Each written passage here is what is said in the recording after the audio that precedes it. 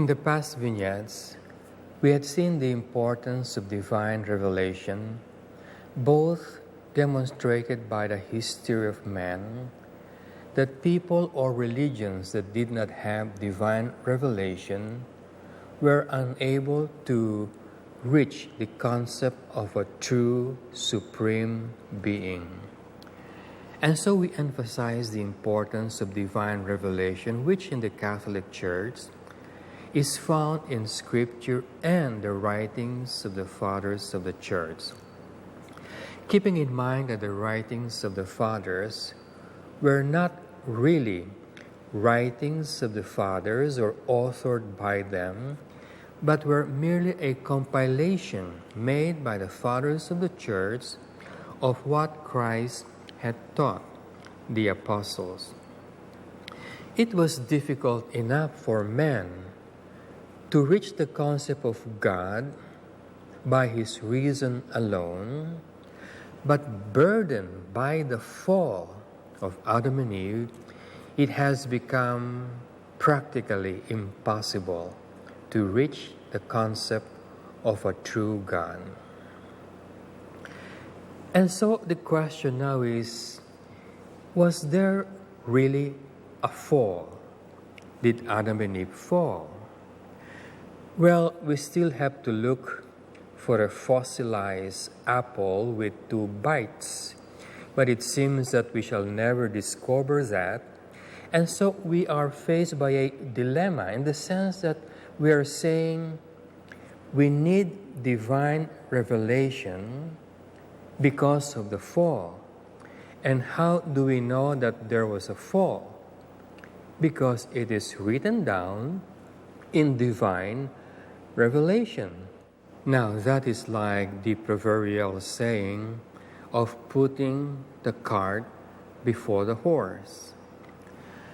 How much divine revelation do we need?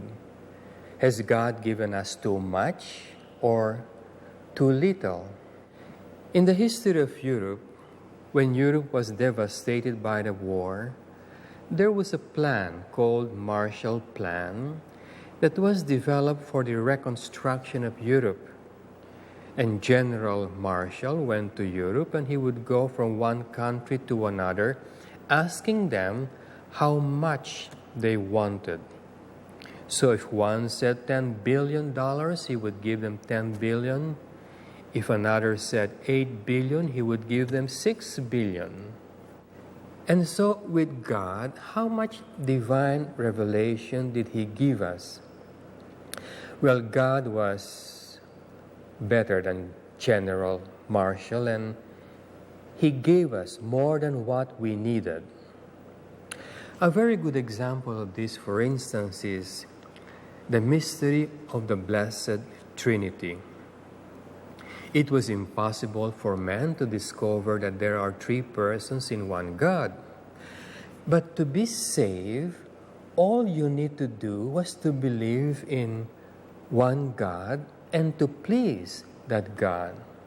And you could go to heaven believing only that there is one God and assuming there was one person in one God. But then the Father revealed to us, divine revelation, that there are 3 persons in one God. Now, why did He do that? Because if He did not reveal that to us, we would have such a hard time understanding the mystery of the Incarnation, who was born, and all those other questions. And there is, of course, the teaching on guardian angels. You see, even if we did not believe in guardian angels, we could still go to heaven. It was a teaching that was not essential in the Catholic Church. But then God revealed to us the existence of guardian angel because this teaching brings us so much comfort and helps us greatly to be better Christians. So these are examples of truths which we could never discover unless God has revealed them to us. But the main bulk of divine revelation are merely assurances of things that we already know or half know. For instance, the existence of heaven. Naturally speaking, everybody suspects there is a place of reward called heaven. But we want to be assured that there is a heaven. And of all things, that there is life after death. Oh, we suspect this because of the presence of something spiritual in us, the functionings of the mind. We know it's spiritual, and spiritual things do not die. We know that the soul continues to live, but we need reassurance that there is life after death. Why do we need these reassurances? So divine revelation seems to be like a megaphone by which we are reassured that the things we believe in really exist.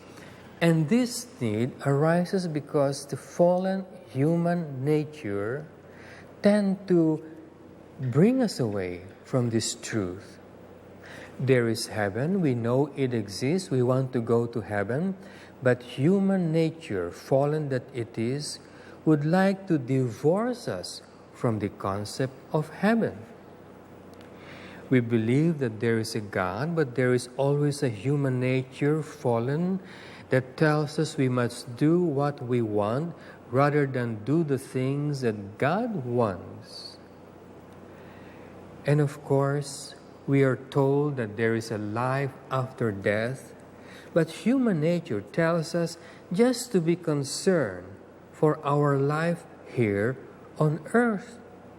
And so you see, if left to human nature alone, we will forget the things that we know. And so the need for divine revelation to instill these truths in us. Man has an immortal soul. He knows very well that this soul cannot die, and it bothers him that he doesn't know what to do with his soul.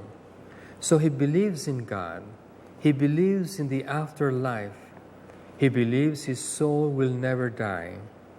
He believes what his conscience is telling him, and yet he finds himself living at the level of beasts.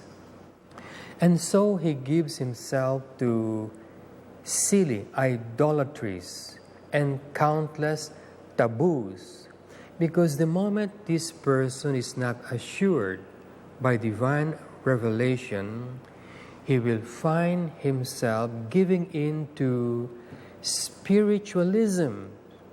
What is that?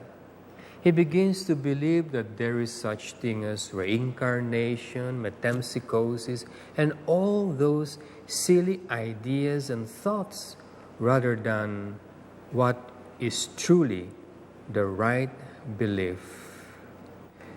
And so Blaise Pascal, the discoverer of the computer, had said that man always thinks he is right, but he feels he is not all right, so he needs the assurance of something that is external to him.